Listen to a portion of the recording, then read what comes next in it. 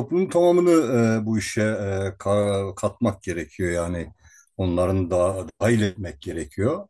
Çünkü yani bu barış süreci yani geçmişte yaşananlar e, ve bugün ve barış sonucunda ortaya çıkacak Türkiye hepimiz için. Geçmişte yaşanan bedeli de herkes ödedi. Yani e, Diyarbakır'da, Muş'ta, Hakkari'de işte oğlundan haber alamayan anne ya da işte ölen anneyle Karadeniz'de oğlu ölüp üst geçitlere adları verilen anneler aynı acıları yaşadılar.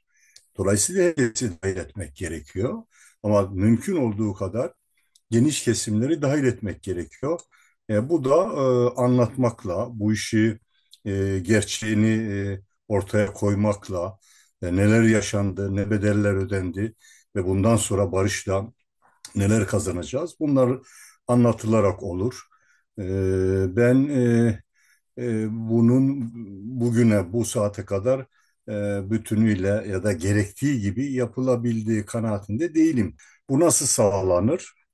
Ee, Bir öncelikle bu işe inananların gayret göstermesiyle sağlanır.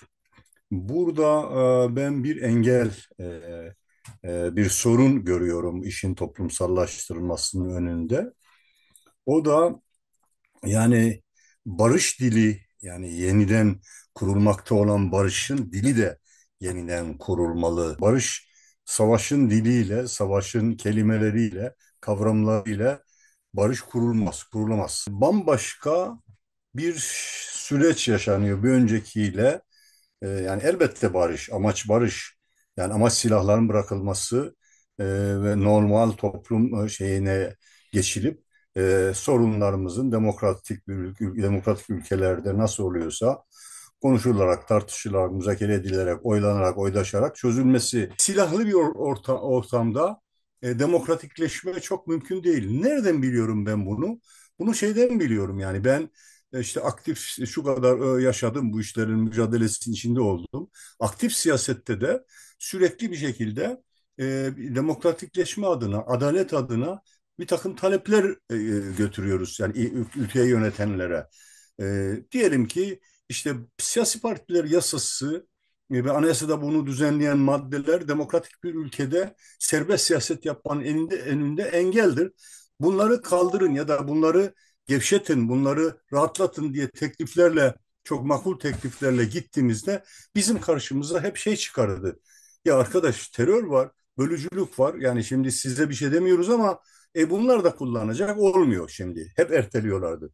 Daha başka işte efendim bu toplantı ve gösterişi, yürüyüşü kanunu ile yani demokratik bir ülkede düşüncelerini ifade etmek mümkün değil. Bunu değiştirelim diye bir teklif götürüyoruz. Diyelim ki demokratikleşme paketlerini, tamam ama işte terör var.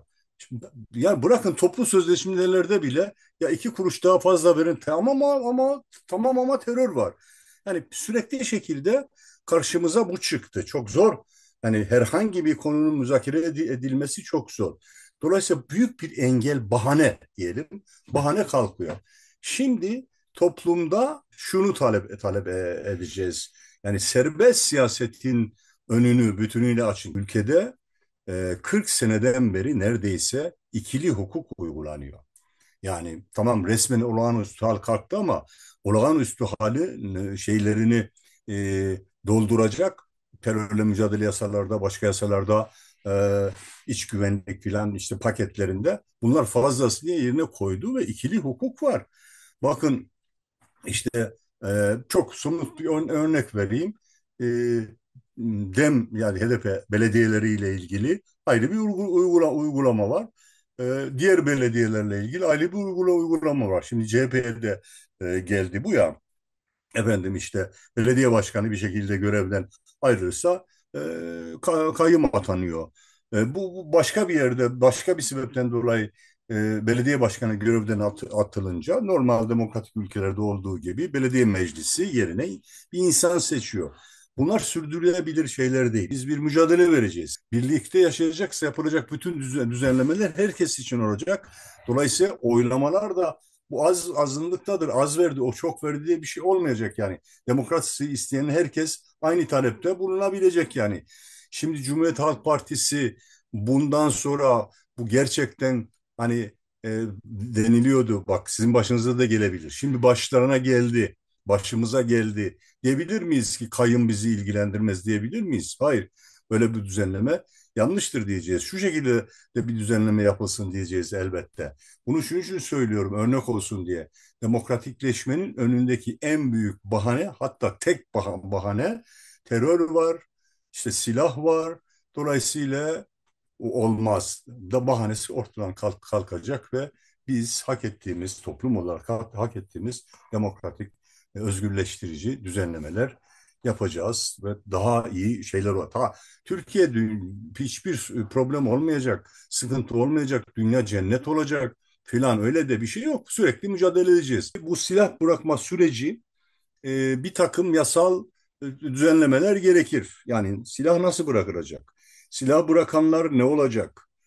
İşte bu işin şeyini yürüten Öcalan'ın pozisyonu ne olacak filan. Yani bunlar zaten silah bırakmanın realize edilmesinin gerekleridir. Mecliste bir komisyon kurulacak. Bu komisyonda toplumun bütün geniş kesimleri, çünkü meclis başkanlık sistemi ya da cumhurbaşkanlığı sistemi dolayısıyla ittifaklar zorunlu olduğu için çok sayıda siyasi parti, sanıyorum onun 16 tane siyasi partinin temsilcisi mecliste var ve deniliyor ki bu komisyonda bu partilerden her partiden en azından bir kişi olacak. Daha sonra da sayıya göre, diğerleri de sayıya göre paylaşılacak. Bu şu demektir ki bu demokratik siyasetin, serbest siyasetin önünün açılması için yapılacak düzenlemelerden toplumun bütün kesimlerinin temsilcilerinin haberi olacak.